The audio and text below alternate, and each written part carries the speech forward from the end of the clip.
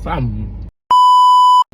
Jeruk madu Pak Ali. Kalau korang lalu dekat highway, biasanya dekat Arenaan banyak benda ni. Bekas ni aku beli RM15. Jomlah kita try. Bismillah. Aku tak kenal sangat nama-nama buah dalam ni. Yang tahu ada sengkuang, buah amra, cherry tu, harga muda. Dia ada betik. Bismillah.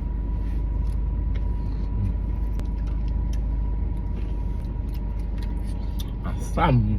Tak kenapa ni beza dengan yang ni. Yang ni warna hijau.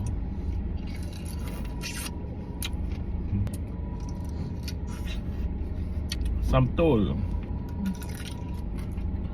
Sama je rasa dia. Sengkuang.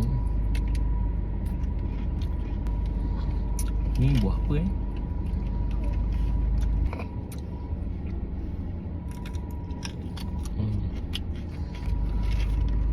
Mangga muda.